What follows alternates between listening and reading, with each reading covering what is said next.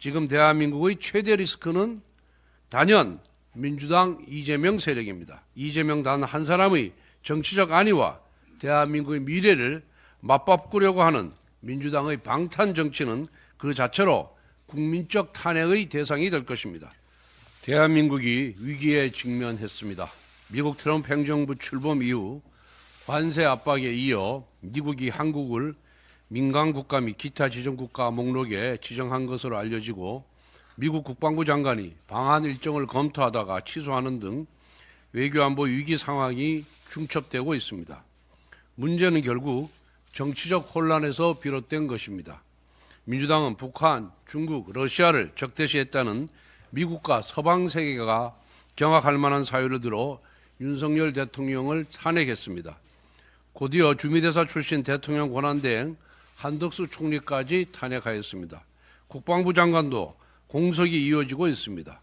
그리고 권한대행의 대행인 최상목 경제부총리마저 탄핵하겠다는 협박을 허구한 날 반복하고 있습니다.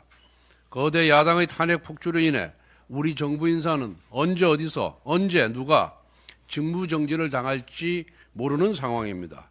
이러한 대혼돈 속에서 미국을 비롯한 우방 국가들은 대한민국의 누구와 함께 민감한 문제를 다뤄야 할지 가늠이나 하겠습니까? 언제 탄핵당할지도 모르는 대한민국 정부 인사에게 진지한 태도로 협상에 임하겠습니까? 이처럼 거대 야당이 가져온 정치적 혼란이 외교안보 위기를 초래하고 있습니다. 급한 불부터 끄는 방법은 먼저 헌법재판소가 한덕수 총리에 대한 탄핵을 하루빨리 기각시키는 것입니다. 한 총리는 대통령 권한대행으로 돌아와서 당장 국방부 장관부터 임명해야 합니다. 민주당은 국민 앞에서 더 이상 탄핵 발의는 없다고 천명해야 합니다.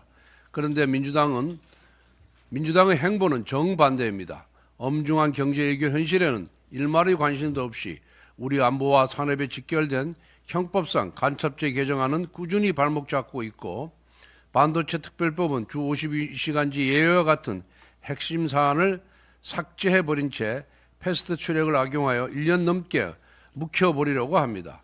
그러면서 삭발, 단식, 도보행진, 장애 집회 등 총력 투쟁을 벌이며 대통령 파면만 앵무새처럼 외치고 있습니다. 민주당이 왜 이렇게 불안해 보이는지 모르겠습니다. 이재명 대표의 절친 문영배 대행이나 어떤 루트를 통해 헌법재판관 개개인의 의견을 전달받아서 그런 것입니까? 대통령 탄핵 선고 이후에 작금의 국가적 혼란을 멈추려면 정치권의 탄핵 심판 선고에 제대로 승복해야 합니다. 우리 당은 대통령 탄핵 심판 결과에 승복하겠다는 공식 입장을 밝혔습니다. 헌재의 판결은 단심제이고 당연히 승복할 수밖에 없습니다. 승복해야만 합니다. 그런데 민주당은 지금까지 8.8패 탄핵 선고 결과에 대해서조차 승복하거나 반성하지 않고 있습니다. 대통령 탄핵 선고에 대해 과연 승복할지 의문입니다. 지금 대한민국의 최대 리스크는 단연 민주당 이재명 세력입니다. 이재명 단 한 사람의 정치적 안위와 대한민국의 미래를 맞바꾸려고 하는 민주당의 방탄 정치는 그 자체로 국민적 탄핵의 대상이 될 것입니다.